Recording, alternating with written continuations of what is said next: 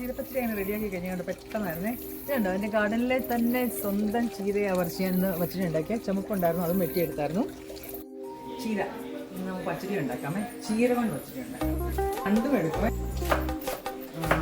ഞാനിത് തേങ്ങ അരക്കത്തില്ലേ, തേങ്ങ അരയ്ക്കാതെയും കൂടെ ഉണ്ടാക്കുന്ന പച്ചടിയാണ്. അതിന് എളുപ്പം ഉണ്ടാക്കാൻ നോക്കാം. ഇതൊക്കെ എളുപ്പം ഉണ്ടാക്കാൻ പറ്റും നമുക്ക്. ആക്ച്വലി എല്ലാവരും പൈനാപ്പിൾ പച്ചടി, പാവയ്ക്ക പച്ചടി, ക്യൂക്കമ്പർ പച്ചടി, ക്യാരറ്റ് പച്ചടി എല്ലാം ഉണ്ടാക്കും. പ്രാവശ്യം ചീര ആയിക്കോട്ടെ, ചീര പച്ചടി. തണ്ട് മാത്രം ഇട്ടാലും കുഴപ്പമില്ല, ഞാൻ തന്നെ എല്ലാം കൂടി ഇടുവാണേ. അപ്പോൾ ആദ്യം പാത്രം ചൂടാൻ വെച്ചിട്ടില്ല. ഇതിലേക്ക് വെളിച്ചെണ്ണ ഉണ്ടാക്കുക. വെളിച്ചെണ്ണ ചൂടായിട്ടുണ്ട്. അതിലേക്ക് ഒരു 1/4 ടീസ്പൂൺ കടുക് മുട്ടിയിട്ടുണ്ട്. അതിലേക്ക് ഒരു 1/2 ടീസ്പൂൺ ഇഞ്ചി, ഒരു പച്ചമുളക് എരി അനുസരിച്ച്, ഇച്ചിരി കറിവേപ്പില. അത് ബ്രൗൺ കളറൊന്നും ആവണ്ട, നന്നായിട്ടൊന്ന് വഴന്നാൽ മതി കേട്ടോ, ബ്രൗണൊന്നും ആവണ്ട. അപ്പോൾ ഇതിലോട്ട് അരിഞ്ഞ് വെച്ചേക്കുന്ന ചീര ഇടാൻ പോവാ.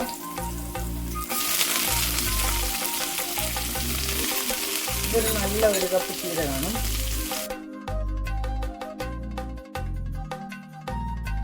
ചീര അത് വേവുന്ന സമയം കൊണ്ടേ ഞാനൊരു 1/2 ടീസ്പൂൺ കടുക് എടുത്തിട്ടുണ്ടായിരുന്നു. കടുക് പൊട്ടിക്കുകയാണ്. കടുക് പൊട്ടിച്ച് നോക്കുക. തേങ്ങ അരയ്ക്കുന്നില്ല.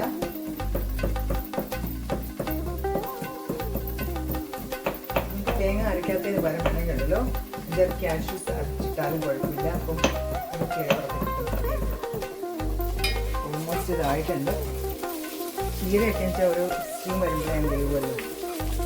ഇതിലോട്ട് ഞാൻ പൊടിച്ച് വെച്ച കടുക്, തൈര് 1 കപ്പ് ഉണ്ടായിരുന്നു. അത് ജസ്റ്റ് ചെറുതായിട്ടൊന്ന് വിസ്ക് കൊണ്ട് ചെയ്ത് വെച്ചിരിക്കുകയായിരുന്നു. അപ്പം അതിലേക്ക് ഈ ചീര ഇടുക.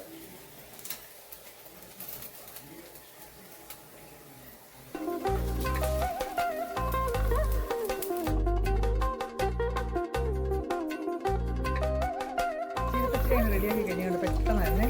ഇതുണ്ടോ എൻ്റെ ഗാർഡനിലെ തന്നെ സ്വന്തം ചീരയെ വർഷിയെന്ന് വച്ചിട്ടുണ്ടാക്കിയ ചുമപ്പുണ്ടായിരുന്നു, അതും വെട്ടിയെടുത്തായിരുന്നു. സൂപ്പറാണ്. ട്രൈ ചെയ്ത് നോക്കിപ്പോൾ എല്ലാവരും. ചീരയുടെ ഫ്ലേവർ നല്ലതായിട്ട് ഇറങ്ങിയിട്ടുണ്ട്. നല്ലൊരു പച്ചടി. ഓണത്തിന് സ്പെഷ്യലായിട്ട് ട്രൈ ചെയ്ത് നോക്കേ. അപ്പോൾ ശരി, ഹാപ്പി ഓണം.